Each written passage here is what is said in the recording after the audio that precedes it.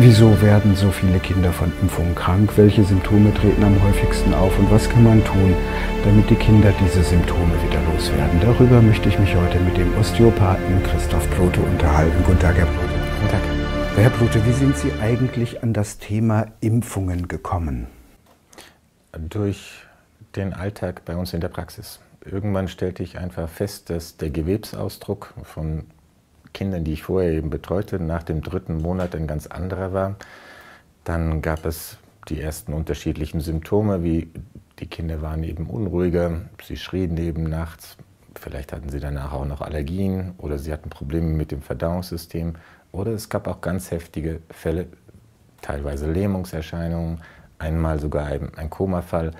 Dann schlägt man eben in der Literatur eben danach und dann sieht man eben auch die jeweiligen Gründe, warum es eben zu weniger Meldungen dabei eben kam. Generell ist die Grenze bei einer Meldung eines Impfschadens so hoch gesetzt, dass sie wirklich eben mit dem Hubschrauber im anaphylaktischen Schock aus der Praxis raus katapultiert werden müssen, was ein Wortlaut von mehreren Kinderärzten diesbezüglich eben sogar da war. Aber selbst der Fall von dem Koma-Kind, was wirklich 2 Stunden nach der Impfung ins Koma eben dabei fiel, oder ich erinnere mich an einen anderen Fall von einer Gynäkologin, mit der ich mich unterhielt, die ihr Kind an Gardasil eben geimpft hatte und die Freundin auch noch dabei und beide Kinder im Nachmittag, die waren am Vormittag geimpft und beide am Nachmittag im Koma waren und auch bis heute noch nicht aufgewacht sind, niemals eben anerkannt wurde.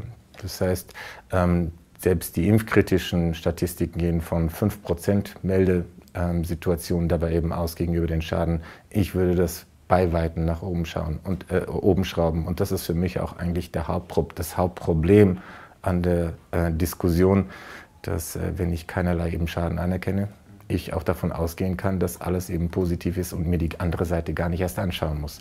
Aber zum Glück werden immer mehr Leute eben sensibilisiert und zu unserem Pech gesellschaftlich werden die Nebenwirkungen meines Erachtens durch die Gesamtbelastung in der Gesellschaft auch immer gravierender. Kann man also zusammenfassend sagen, wenn man als Impfschaden anerkannt werden will, muss man mit der Spritze im Arm beim Arzt tot umfallen? Das ist leider in den meisten Fällen eben der Fall. Also wie gesagt, selbst die Halbseitlähmung, selbst den Komafall, den wir eben 2 Stunden später dabei hatten, haben wir keinerlei Anerkennung in der Registrierung als Impfschaden dabei eben gehabt. Die Patienten, die zu Ihnen kommen, melden Sie die eigentlich ans Paul-Ehrlich-Institut als Impfschaden? Ja, und wir haben bis jetzt eben noch keine Bestätigung eines Impfschadens eben dabei eben bekommen. Seitdem Sie angefangen haben, Impfschäden zu melden, müssten beim Paul-Ehrlich-Institut dann ja eigentlich die Zahlen deutlich hochgegangen sein, müssten sich verdoppelt haben. Es gibt ja auch noch erst noch ein Prozedere zur Anerkennung überhaupt eines Verdachtsfalles und wahrscheinlich scheiden die meisten vorher aus. Also ich muss auch sagen, ich habe irgendwann aufgegeben, mich weiter damit zu beschäftigen. Wir haben die Vordrucke bei uns in der Praxis. Wir schicken es weg, die Patienten schicken es dabei eben weg. Das darf man ja heute eben alles, ja, es gibt sogar ein Gesetz seit 2011, was das sogar vorschreibt. Aber nein, ich kann nicht sagen, dass die bundesdeutsche Statistik durch uns sich dabei eben großartig verändert hat. Was ich interessant finde, es gibt ja beim Paul-Ehrlich-Institut auch so eine Melderegister von den gerade gemeldeten Impfschäden. Ich finde dabei interessant, dass da ziemlich direkt nach Eingang schon der Impfschaden aufgrund seiner Wahrscheinlichkeit klassifiziert wird und es steht natürlich meistens nicht wahrscheinlich dahinter. Was halten Sie davon, die Schäden gleich von Anfang an eigentlich so einzuordnen? Nun, da kein Gutachter den Patient auch vor sich gesehen hat, finde ich das ein sehr einmaliges Prozedere. Ich mache normalerweise ein Gutachten oder eine Einstufung eines Gutachtens, wenn ich eine gründliche Untersuchung des Patienten gemacht habe. Das würde ich mir in den Fällen auch wünschen. Sie haben ja nun mit einigen Impfschäden zu tun und haben diese Menschen auch ein Stück weit begleitet. Was haben Sie oder was können Sie uns über die Gutachter erzählen, die dann seitens des Gerichtes mit der Begutachtung der Impfschadensfälle beauftragt werden? Nun, also dadurch, dass wir eben etliche Fälle eben über sehr viele Jahre eben mit begleitet haben, die versucht haben, nehmen wir jetzt mal die autistischen Fälle, es ist eine äußerst diffizile Situation geworden, dass die Gutachter, die für die andere Seite bestellt werden, meistens eben selbst STIKO-Mitglieder eben dabei eben waren oder noch aktiv als solche dabei eben tätig sind.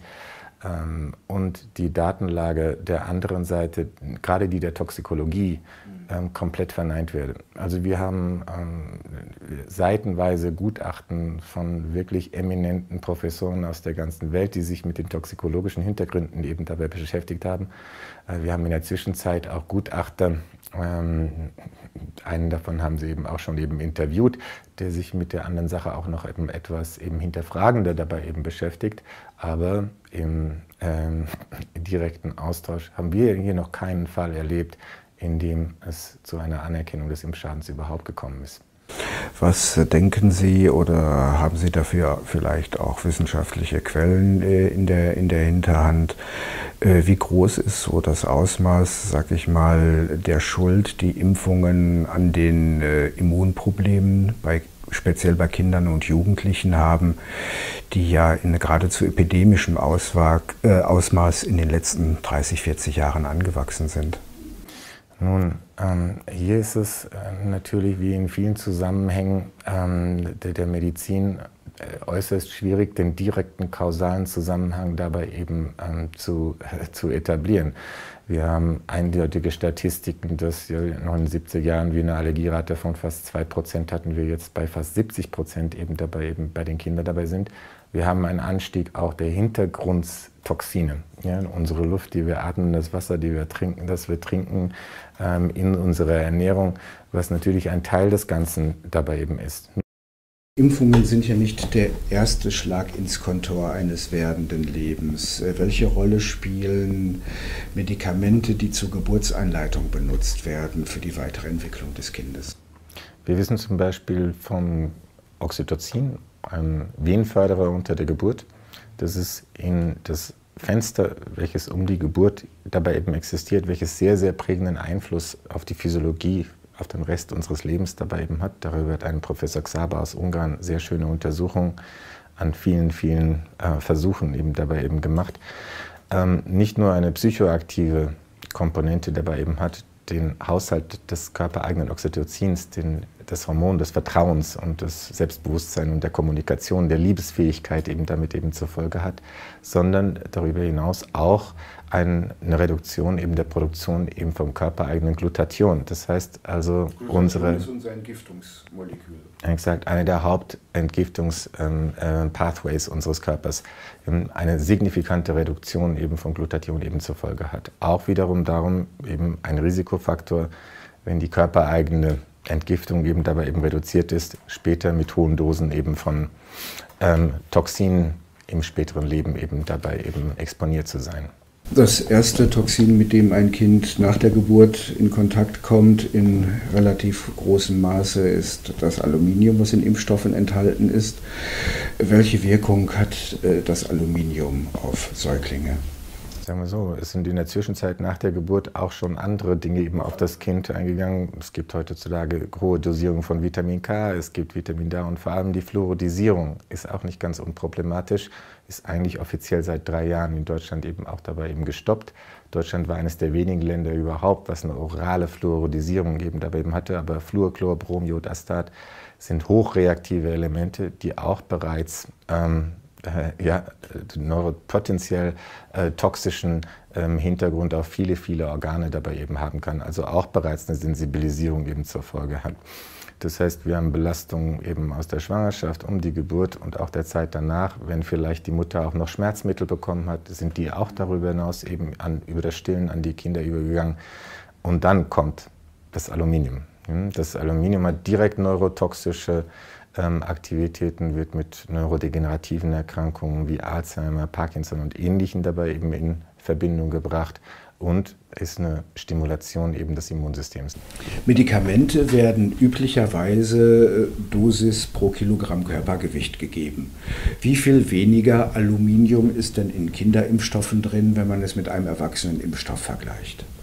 Gerade also dieser Vergleich war eine der ersten Dinge, die mich an der ganzen Impfthematik sehr stutzig machte, dass das eben bei Impfungen nicht der Fall ist. Das heißt also, normalerweise alles eine gewichts- und größenabhängige Dosierung dabei eben hat, aber wie wir wissen, unser Immunsystem im ersten Jahr inkompetent ist, also man daraufhin die Aluminiumdosis für die Aktivierung des Immunsystems eben in einem inkompetenten Immunsystem doppelt so hoch zum Beispiel setzte wie bei einer Impfung, die in der Pubertät gegeben wird.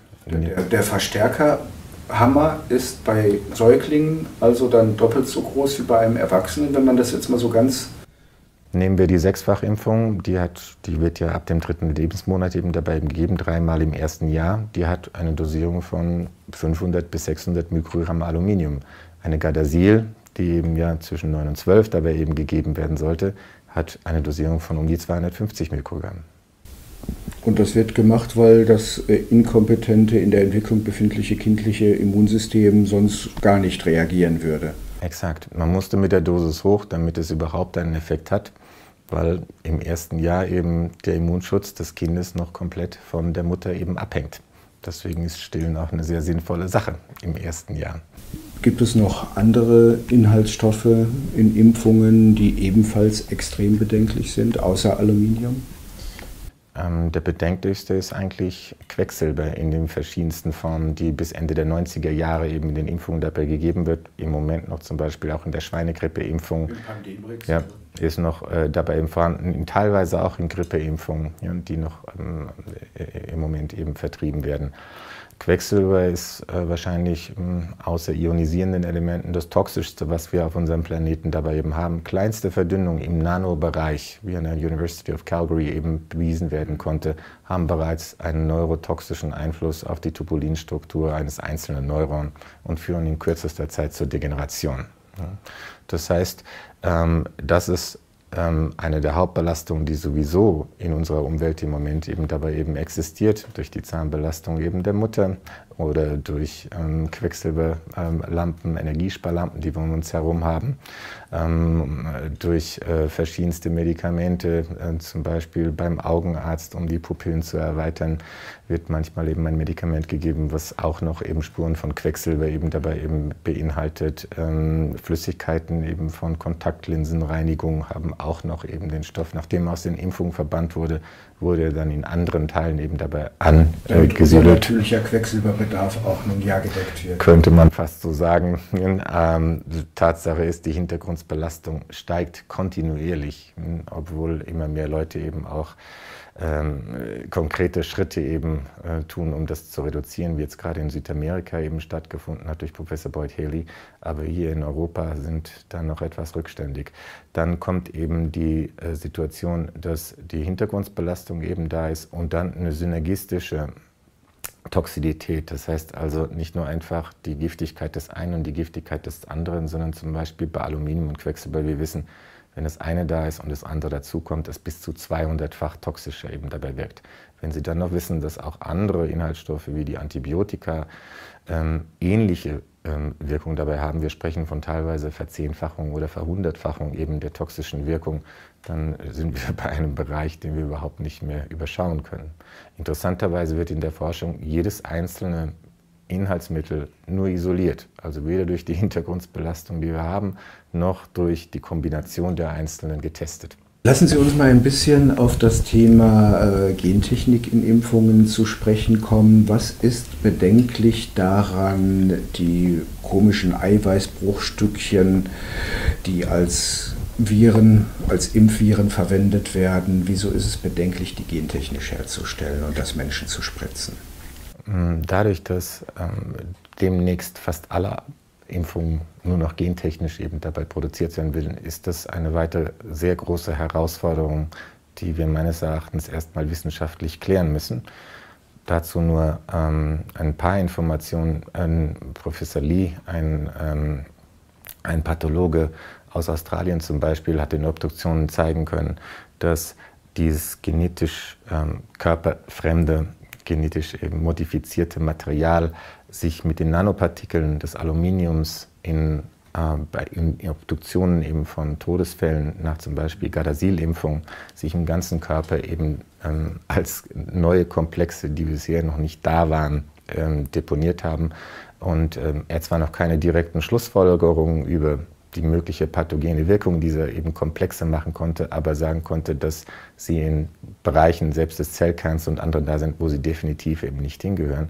Und er konnte darüber hinaus eben auch noch zeigen, dass Teile dieser künstlichen DNA, der künstlich hergestellten Gensequenzen sich bereits in das Genom des Menschen eingelagert haben. Das heißt, das ist eigentlich ein Beweis für eines der größten genetischen Experimente, von dem ich weiß, wer weiß, was sonst noch alles an Experimenten gelaufen ist, denn das bedeutet eine Einlagerung in das Genom jetzt, eine Vererbung auf alle Generationen, die nach uns folgen. Könnte das vielleicht bedeuten, dass das, was man uns da als gentechnisch produzierte Viren verkauft, in Wirklichkeit gar keine Viren sind, sondern nur irgendwelche Erbinformationen, die mit aller möglicher Technik in unser eigenes Genom, in unseren Zellkern eingeschleust werden sollen?